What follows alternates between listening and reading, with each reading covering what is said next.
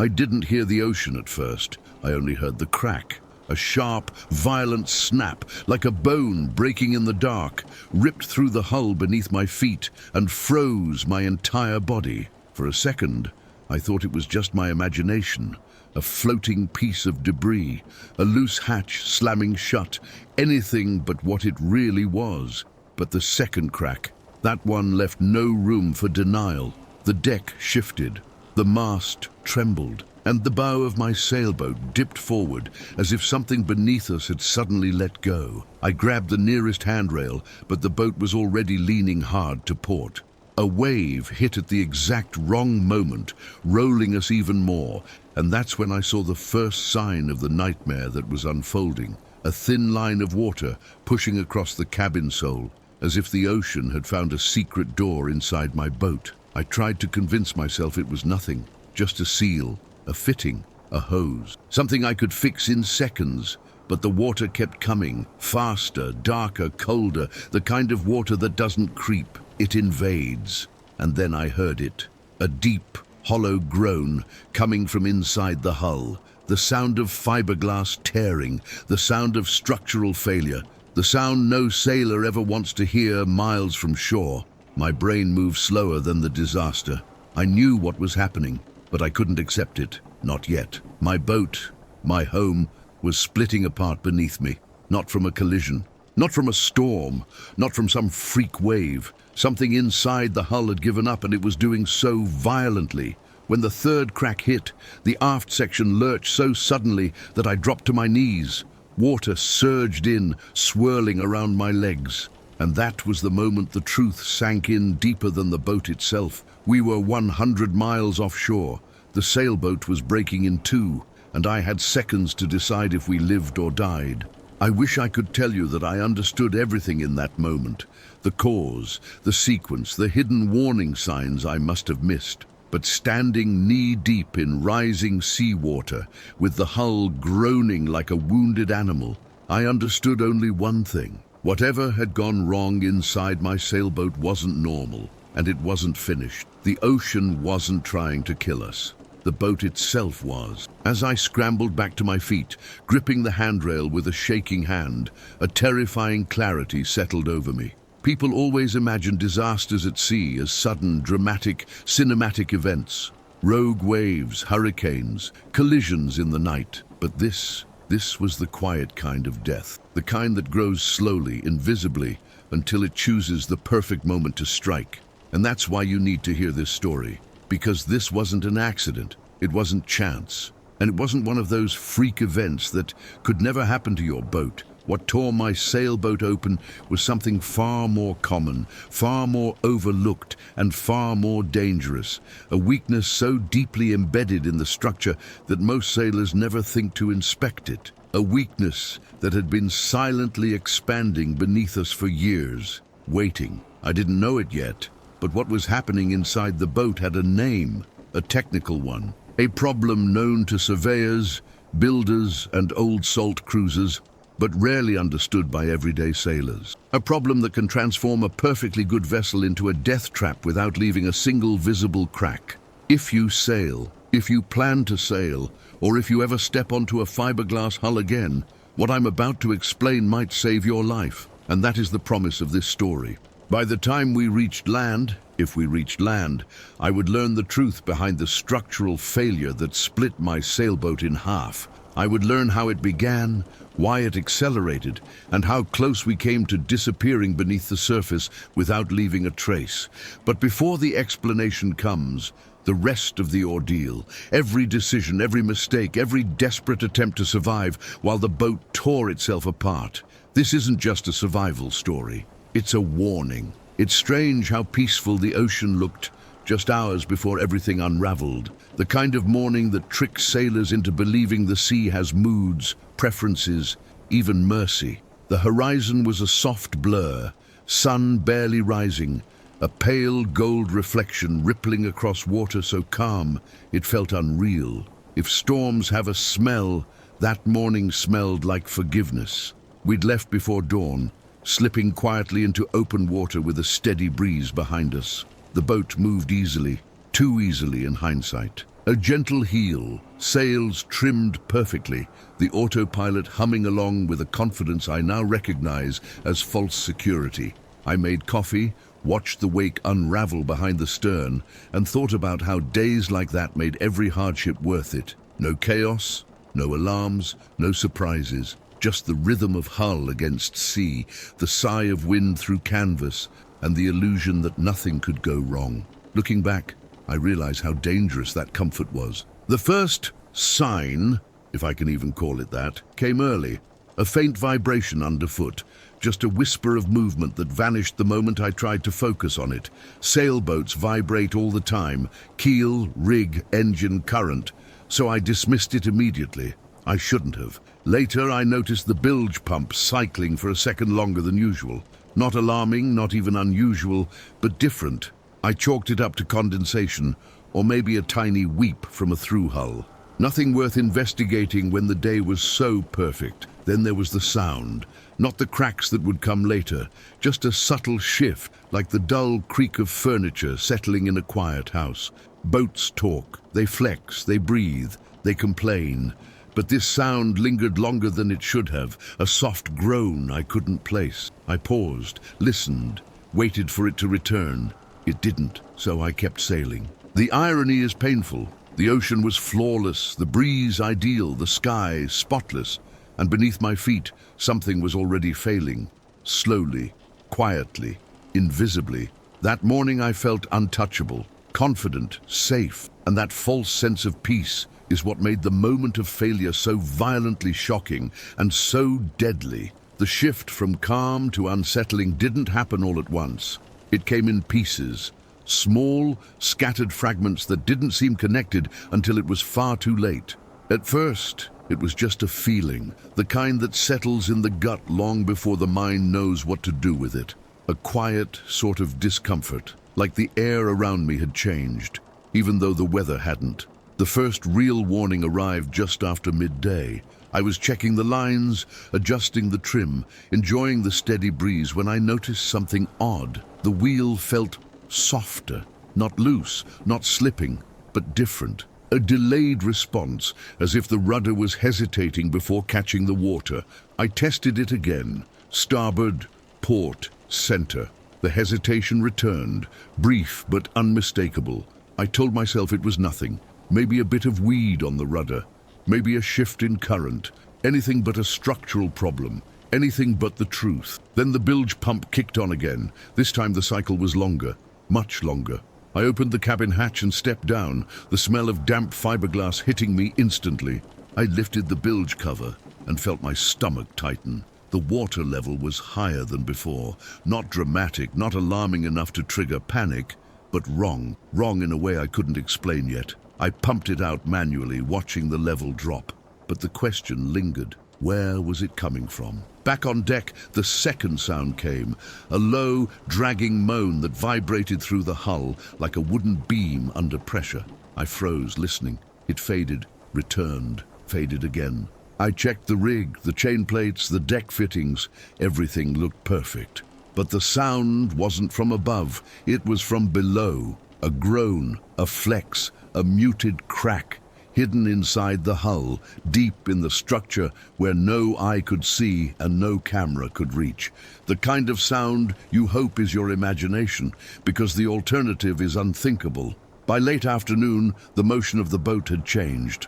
A slight twist in the way it rode the waves, subtle enough for anyone else to miss, but unmistakable to someone who'd lived aboard long enough to know every creak and cadence of the hull. The sea was still calm. The sky was still clear. But something inside the boat was deteriorating, accelerating, preparing to reveal itself with violent certainty. And though I didn't know it yet, the first warning signs were no longer warnings. They were the beginning of the end. It began with a sound that didn't belong to the ocean. A short, violent thunk, as if someone had swung a sledgehammer into the hull from the inside. I dropped what I was doing and spun toward the cabin, heart hammering. Then came the second hit, louder, deeper, echoing up through the soles of my feet and straight into my spine. That was the moment I knew. This wasn't the mast. It wasn't a loose fitting. It wasn't anything above deck. The hull was failing. Before I could move, the boat lurched violently to port. The sudden tilt threw me into the cockpit bench, knocking the wind out of my chest. A wave slammed the side of the hull. Perfect timing, perfect angle, and the boat groaned like a living creature in pain. Then came the third sound, not a bang, not a groan, but a ripping. Fiberglass tearing under load is unlike anything else. It's a long, agonizing shriek, part scream, part roar, like the boat is crying out while its skeleton is being split open. I scrambled to the companionway and looked down. Water surged across the cabin sole, not creeping this time, not seeping, surging, fast, aggressive, fatal. The stern dipped, the bow jerked upward. The entire hull twisted in a way I had never felt before, a violent torque that sent lockers popping open and tools tumbling across the floor. I tried to step down, but the boat shifted again, this time so sharply that I had to grab the hatch frame to stop myself from falling head first. The handrail trembled, the walls trembled, the floor trembled. Something deep beneath the cabin sole snapped with a deafening crack. I watched in horror as a hairline fracture raced along the floor like lightning, splitting the cabin in two before my eyes. Water poured through the widening seam, swirling with splinters, foam, fragments of insulation, pieces of the boat's skeleton being carried into the living space. And then I felt it, a sickening, unmistakable drop. The aft section of the sailboat was sinking. The boat didn't just feel damaged, it felt divided. Like the front half and the back half were no longer part of the same structure, each one fighting the sea on its own terms. I threw myself back on deck, slipping on the wet steps as another crack thundered through the hull. The deck flexed beneath my feet. I could feel it bending under stress, the way a sheet of metal warps under heat. The truth hit me harder than the waves ever could. The sailboat was splitting in half, and nothing, absolutely nothing, was going to stop it. For a few seconds I stood frozen on deck, the world reduced to three things: the wind ripping through the rigging, the violent slosh of water swallowing the cabin below, and the relentless cracking from inside the hull. The boat wasn't just damaged, it was dying, and if I didn't move fast, it would take me with it. The first priority was survival, not saving the sailboat. That meant assessing what was left of the structure. I crawled toward the stern, gripping the lifelines as the deck twisted beneath me. The aft section sat unnaturally low in the water, every wave pushing it deeper, forcing seawater through the widening seam below. I could feel the flex under my hands, the fiberglass softening, separating, delaminating under catastrophic stress. The boat was literally peeling open. I dropped back into the cabin, water already up to my shins. Everything floated. Cushions, charts, loose tools banging around like metal fish. I reached under the chart table and yanked open the emergency locker, the life raft, the ditch bag, the handheld VHF. My hand shook as I pulled the radio out and switched to channel 16. Mayday, mayday, mayday. Sailboat taking on water. Structural failure. 100 miles offshore. Hull compromised. Repeat, hull compromised. Static. Nothing but static. I tried again, raising my voice above the roaring water. Still nothing. Maybe the antenna was damaged. Maybe the hull separation had already severed the cable. Maybe we were just too far. I switched to the handheld GPS, still working. I memorized the coordinates twice before screaming them into the radio again. Still no reply. Back on deck, the boat lurched violently. A wave slammed the stern, and the entire aft section dipped lower than ever, dragging the deck down with it. The sound of tearing fiberglass shot through the hull like thunder. I didn't need a surveyor to tell me what was happening. The internal stringers were giving out. The structural grid was collapsing. The hull was losing all integrity. There was no stopping it. I grabbed the stainless grab rail and forced myself to breathe. I had minutes, maybe less, to make the decisions that would decide whether I lived or died. Launch the life raft, stay aboard as long as possible, try the EPIRB, wait for another crack to tell me time was up. Salt water surged past my ankles again, colder this time, more violent. The boat shuddered, twisted, and groaned like a creature in its final moments. This wasn't a fight for the boat anymore. It was a fight for me. They had been drifting for hours, suspended between hope and the vast, indifferent ocean. The broken sailboat groaned beneath them, its fractured hull slamming against each passing swell like a heartbeat fading in and out of consciousness. For so long, every sound had been a threat, every vibration a warning that the next wave could finish what the ocean had started. But then, almost too quietly to trust at first, came something different. A hum, not the wind, not the sea, not the tortured wood of their dying vessel. An engine. He froze. She turned her head slowly, afraid that if she moved too fast, the sound would vanish like a hallucination. But it grew louder, steady, controlled, unmistakably human. They scrambled to their feet, slipping on the wet deck, clinging to anything still solid enough to hold their weight, forgetting how exhausted they were, forgetting the cold, forgetting the fear that had been living in their lungs for what felt like an eternity. A shape emerged from the horizon, first just a shadow, then a bow cutting through the waves.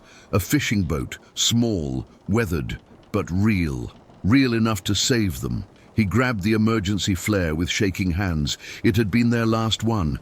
If it failed, they would have no second chance. He pulled the cap. For a moment, the world paused. Then, light exploded into the sky, a blazing red streak against a storm-dark canvas. The boat changed direction. It was coming straight toward them. The relief didn't arrive all at once. It came in stages, first in the trembling exhale he didn't realize he was holding, then in the way her shoulders finally lowered, then in the way the fear in their eyes softened but didn't completely disappear. Not yet.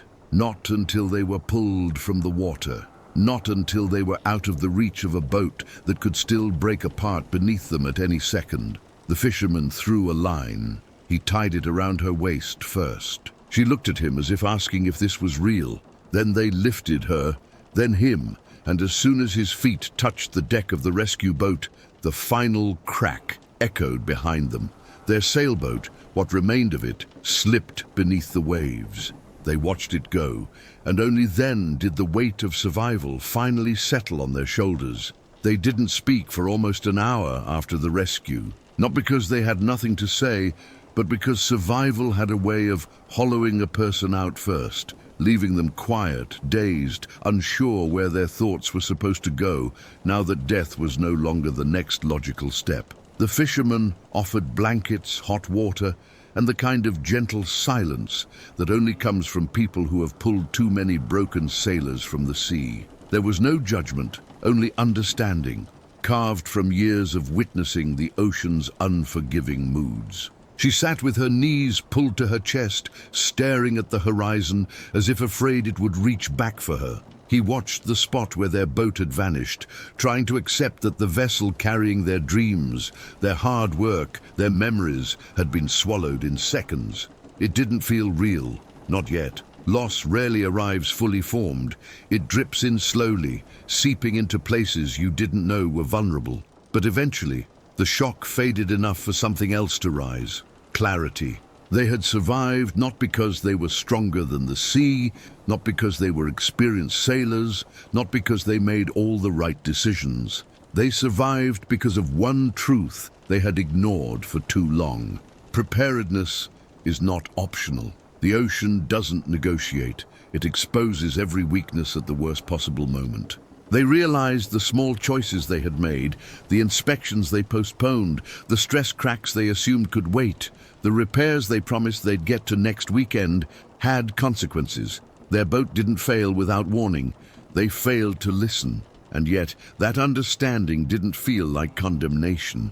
It felt like a responsibility, one they owed to themselves, to anyone who ever dared to cross open water, to anyone who might watch their story and believe it could never happen to them. When the fishing boat finally reached shore, they stepped onto the dock with the weight of their survival pressing on them, not like a burden, but like a vow. They would tell this story, not to dramatize the danger, not to glorify the suffering, but to remind every sailor, new, old, confident, or careful, that the ocean gives no second chances unless you fight for them. And that day, They had fought, and they had lived. In the days that followed, people asked them what it felt like, really felt like, to watch their sailboat tear itself apart beneath them. They expected a dramatic answer, something cinematic, something that fit the chaos of the ocean. But the truth was quieter, heavier, and far more difficult to articulate. It wasn't the violence of the waves they remembered most. It wasn't the sound of the hull splitting, or the water rushing in like a living thing, hungry to claim everything aboard. It was the moment they realized they weren't in control. Sailors talk a lot about mastering the sea, understanding her rhythms, respecting her power. But facing the ocean and believing you're prepared is not the same as being prepared. They learned that in the most unforgiving classroom imaginable. And now, standing safely on land, they carried a message heavier than any gear they had ever loaded onto that boat. They wanted sailors, every sailor, to understand that disaster doesn't always arrive with warning signs blazing. Sometimes it begins as a hairline crack, a faint groan, a vibration you swear you'll check tomorrow. The ocean is patient. She waits for the moment you let your guard down. Their story was not about fear. It was about responsibility. Responsibility to inspect deeper, to question assumptions, to replace what still works but shouldn't, to train for emergencies you hope never happen, to understand that equipment isn't optional, drills aren't dramatic, and safety isn't a luxury. But more than anything, their message was about humility. They had sailed for years, full of confidence, full of pride in what they had learned. Yet the ocean reminded them that experience is not immunity, skill is not invincibility, and survival, true survival, is built long before the crisis begins. They told their story so that someone else, one day, hundreds of miles offshore, might remember it at the exact moment it matters, so that one decision, one repair, one inspection, one backup plan might save a life. Their boat was gone. Their dream had sunk, but the lesson they carried could keep countless others afloat, and that, they realized, was worth more than any vessel ever could be. When they finally sat alone that night, long after the interviews, long after the questions, long after the shock had faded into a quiet ache, they understood something simple and undeniable. The ocean had taken their boat, but it had also given them a second life, and second lives demand purpose. So they spoke directly to the sailors who would one day watch their story, not with fear, not with drama, but with the clarity that only survival can carve into a person. Check your hull, check your rigging, check the things you think don't matter, because the sea doesn't care how experienced you are, only how prepared you choose to be. Their boat sank, their dream changed, but their message lives on, carried by every sailor who hears it and decides to take the ocean seriously before the ocean forces them to.